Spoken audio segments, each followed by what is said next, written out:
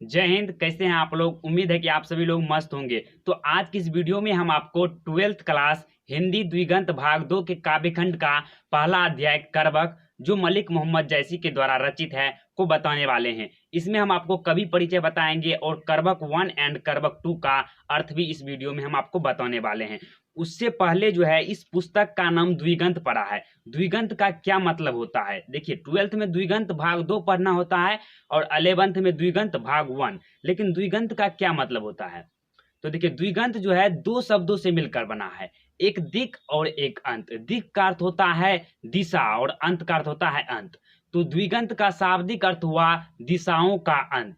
इसे आप इस तरह से समझ सकते हैं कि आपका जो आंख का दृष्टि है, आप किसी खुले मैदान में जाइए और आपके आंख के दृष्टि के अंतिम सीमा को ही द्विगंत कहा गया है। जहां पर पृथ्वी और आकाश आपस में मिला हुआ प्रतीत होता है, उसी को द्विगंत कहा गया है। चलिए अब अध्याय पर चलते हैं। तो अध्याय है करबक, जिसके कवि मलिक मोहम्मद जैसी जी हैं। इसके कवि परिचय में जो जो पूछे जाते हैं वो भी बताएंगे और आपको भी इसका कवि परिचय एक बार पढ़ना है। तो मलिक मोहम्मद जैसी को प्रेम के पीर के कवि के नाम से भी जाना जाता है, क्योंकि यह प्रेम को बहुत ही अच्छे तरीके से उद्घाटित करते थे और इसे प्रेम ख्यानक काव्य परंपरा के कवि भी माने जाते हैं। और इनका जन्म को लेकर जो है अनुमानता दिया गया है कि इतना ईस्वी में हुआ था। पूर्ण रूप से सही जानकारी यहाँ पर नहीं दिया गया है। जो किताब में है कि इसका जन्म 1492 ईस्वी में उत्तर प्रदेश के कब्र अमेठी में जायस नामक स्थान पर हुआ था। जायस नामक स्थान पर इसका जन्म होने के कारण इसका नाम मलिक मोहम्मद जैसी पड़ा है।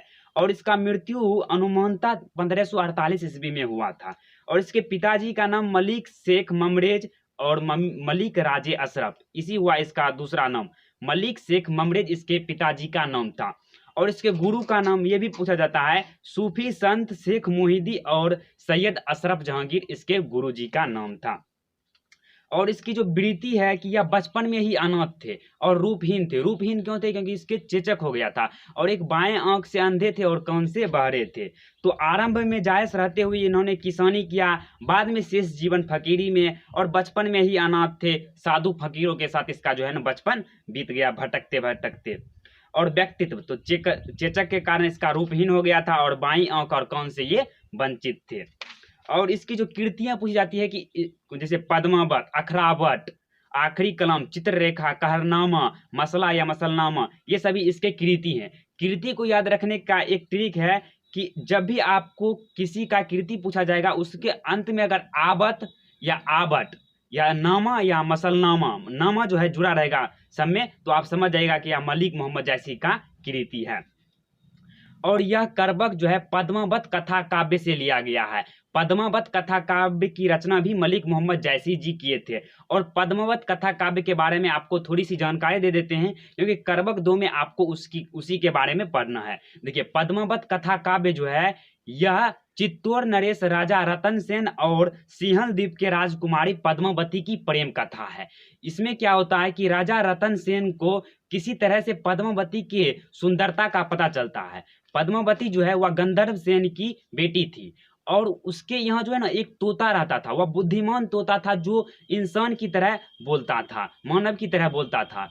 तो उस जो है सिंहल द्वीप के राजकुमारी के पास से वह तोता बाहर चला जाता है, जिस कारण से वहाँ कोई शिकारी जो है उसे पकड़ लेता है और वह किसी तरह से चित्तौड़ में पहुंच जाता है राजा रतन सेन के पास। और वह तोता को देखता है कि अब तो इंसान की तरह बोलता है, तो उसे वह खरीद लेता है, अपने महल में रखता है। महल में रखने के पश्चात जो है, वह तो सिंहल द्वीप का तोता था, तो उन्होंने जो है ना पद्मावती के रूप का खूब बखान करता था कि वह बहुत सुंदर है, सुंदरता से परिपूर्ण है। तो राजा उसके बात से ही इतना आकर्षित हो गए कि उन्होंने निर्णय ले लिया कि हम रानी पद्मावती को देखेंगे। और जब देखने गया तो बहुत सारी बाधाएं आए और बाद में उस दोनों का शादी हो जाता है।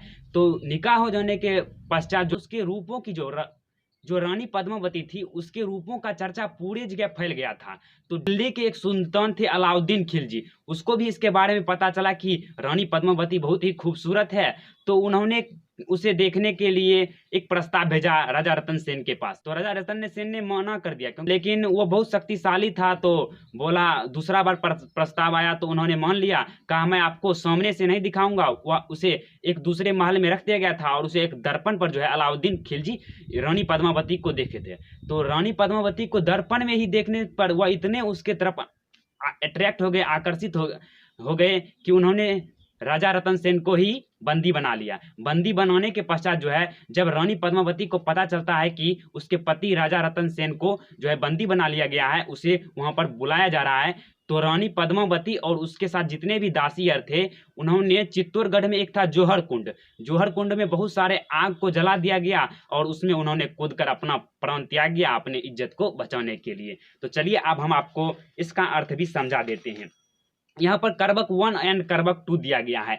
करबक 1 में जो है कवि क्या कहना चाहते हैं कि कवि को जो है ना प्रकृति के द्वारा जो है उसका चेहरा को नष्ट कर दिया गया, उसका चेहरा जो है रूपहीन हो गया है और उसका एक आंख नहीं है, लेकिन वह अपने गुणों की और हमारा ध्यान खींचना चाहते हैं कि अगर आपके अंदर कोई अवगुण है, उसके बदले अगर आपके में बहुत ढेर सारा गुण है, तो वो अवगुण आपके ढेर सारे गुण के सामने छिप जाता है।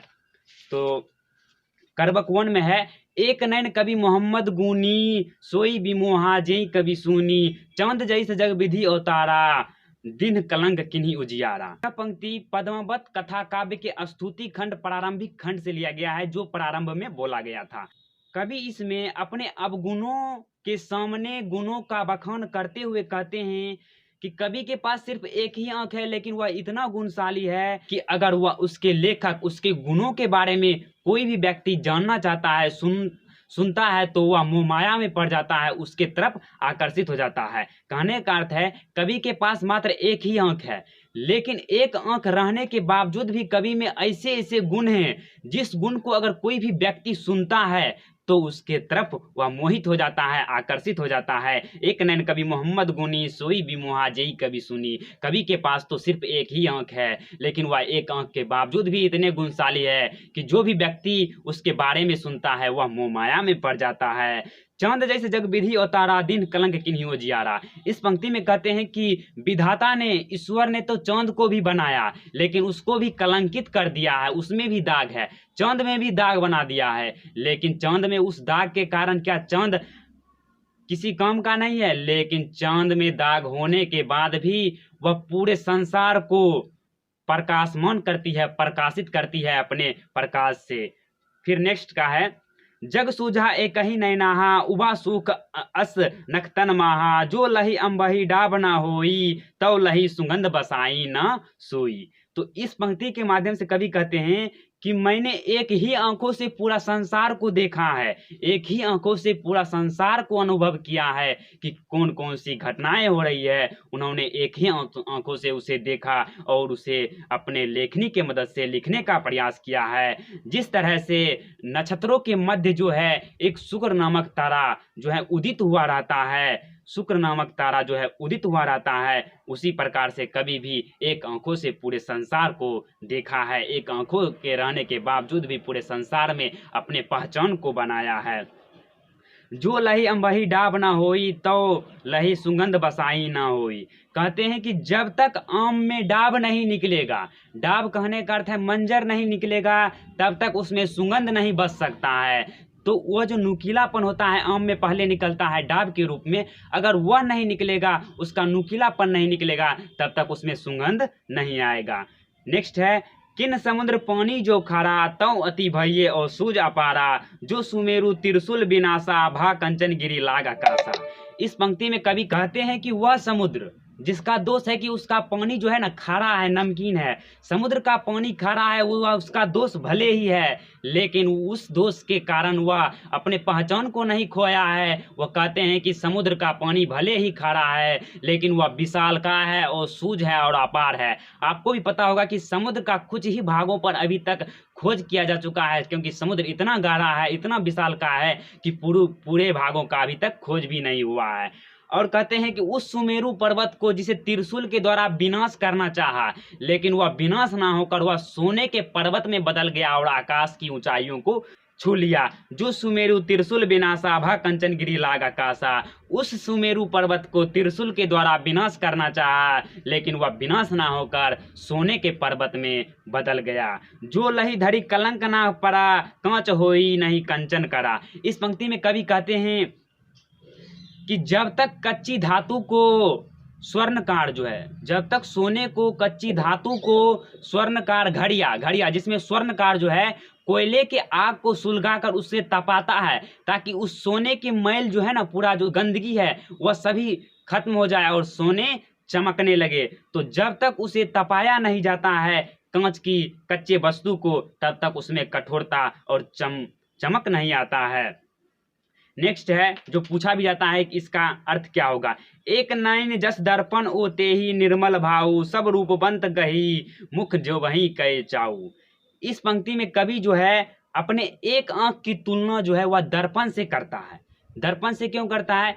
कवि जो है अपने एक आंख की तुलना दर्पण से करता है। इसका कहने का अर्थ है कि जिस तरह से दर्पण कोई भी व्यक्ति हो, चाहे वह रूपवान व्यक्ति हो या रूपहीन व्यक्ति हो, उसका जो स्वच्छ निर्मल चित्र होता है वह दर्पण उसको दिखा देता है कि आपका चेहरा इस तरह से है। उसी प्रकार से कवि का भी एक ही आंख है, लेकिन वह दर्पण के समान है, क्योंकि वह संसार में जिस चीज को भी देखता है, जो भी चीज अनुभव करता है, उसे सरल, सच्चे और निर्मल रूप से वह प्रस्तुत करता है।